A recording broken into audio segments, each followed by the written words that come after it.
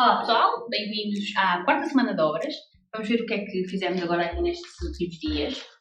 Começando na cozinha. Já levou aqui um belo avanço.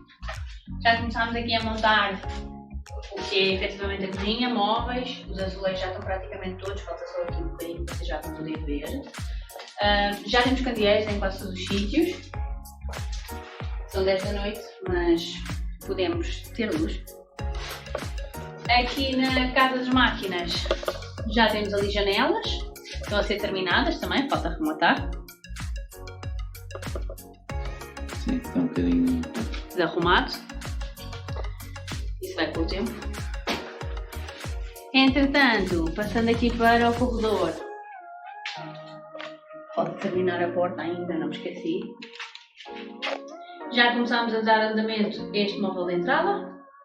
Já colocámos alguns candeeiros. Esta parede, que era a parede de pladur, acho que vocês devem se recordar, já está terminada, está só tapada porque estivemos a pintar, portanto a casa já foi toda pintada.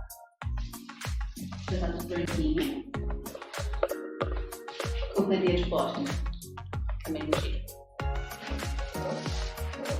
E agora, casa de banho. Vamos ver o que é que foi feito aqui. Portanto, esta já está quase terminada. Falta colocar o espelho e a luz. E falta o resguardo da base de duche. E nesta, pronto, esta está um bocadinho mais atrasada. Faltam as louças também.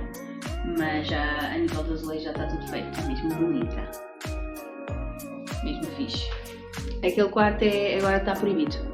Está proibido porque tem imensa tralha lá para dentro. Estes já estão um bocadinho mais compostos, mais ou menos. Aqui estou a terminar alguns móveis ainda, mas já foi pintado, já tem luz, tem secretária, já tem aqueles apliques que colocámos para fazer de... como é que se chama?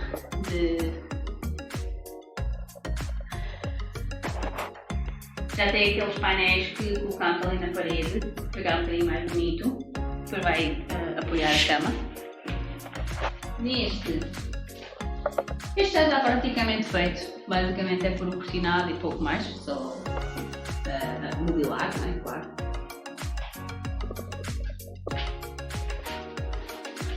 Espaço. E este último também já está bem mais composto. Bem mais limpinho, já pintado também, já tem outro aspecto. E aqui alguns móveis para terminar. E agora, vamos ver o quê? Não, agora está feito. Pronto, e até à próxima semana.